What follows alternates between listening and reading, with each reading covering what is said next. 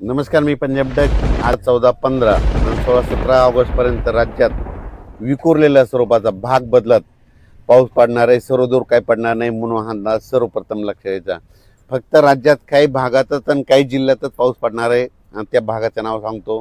राज्यामध्ये फक्त ह्या 17 ऑगस्टपर्यंत नागपूर, भंडारा, गोंदिया, चंद्रपूर, यवतमाळ, अमरावती, अकोला, बुलढाणा, त्याच्यानंतर जळगाव, धुळे, नंदुरबार आणि मालेगाव ह्या पट्ट्यामध्ये काय होणार आहे, दोन कमी दाबाचे पट्टे आहेत. आता एक चाललाय आणि परत त्याच्या पाठीमागे आणखीन एक कमी दाबाचा पट्टा आहे. ते मध्य प्रदेशकडे जात असल्यामुळं त्याच्यामुळं ते सीमालगत त्या जे जिल्हे आहेत त्याच्यामुळे त्या भागामध्ये जे महाराष्ट्राचे सीमालगतचे जिल्हे आहेत मग त्या जिल्ह्यामध्ये काय होणार आहे, 17-18 ऑगस्टपर्यंत तिकडल्या पट्ट्यामध्ये मात्र ते पाऊस जोराचा पडणार आहे, शेतात पाणी साचणारा पडणार आहे म्हणून हा अंदाज लक्षात यायचा.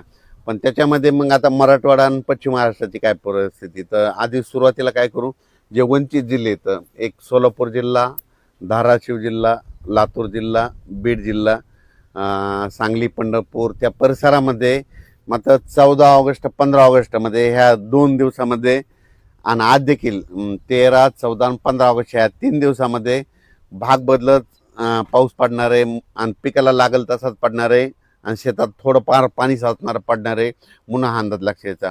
मुसळधार काही पाऊस पडणार नाही म्हणून हा त्यांनी अंदाज देखील लक्षात यायचा.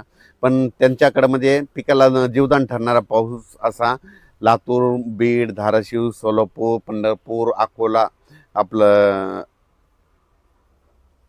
कोलकोट, मंगळवेढा, आटपाडी, सांगोला ह्या परिसरामध्ये काय होणार आहे, म्हणजे ह्या 13, 14, 15 ऑगस्टच्या दरम्यान तिकडं दररोज वेगवेगळ्या भागात पाऊस पडणार आहे. सर्वदूर काही पडणार नाही म्हणून हा अंदाज लक्षात यायचा. त्याच्यानंतर हा पाऊस काही काही ठिकाणी 1 तासाचा, कुठं अर्ध्या तासाचा, 22 मिनिटाचा, 10 मिनिटाचा, 5 मिनिटाचा असाच असणार आहे म्हणून हा अंदाज लक्षात यायचा. पण त्याच्यानंतर राज्यात मात्र परतीचा पाऊस धुमाकूळ घालणार आहे म्हणून हा अंदाज सोलापूर जिल्हा, लातूर जिल्हा, बीड जिल्हा, जालना, संभाजीनगर, अहिल्यानगर, सांगली, कोल्हापूर, सातारा, मानखटाव, म्हणजे मानखटावकडं तिकडं दुष्काळजन्य परिस्थिती आहे. म्हणजे काही तालुके असे आहेत की तिकडं पाऊस कमी पडतो, तिकडं मात्र परतीचा पाऊस पडणार आहे म्हणून हा अंदाज त्या शेतकऱ्यांनी लक्षात घ्यायचा. त्याच्यानंतर पुणे, मुंबई, इगतपुरी, संगमनेर, अकोले, नाशिक, दिंडोरी ह्या परिसरामध्ये सरी चालू राहतील आणखीन जवळपास 17 ऑगस्टपर्यंत म्हणून हा अंदाज लक्षात यायचा. आणि त्याच्यानंतर मुंबईला देखील सरी येत राहतील म्हणून मुंबईकरांनी देखील अंदाज लक्षात यायचा.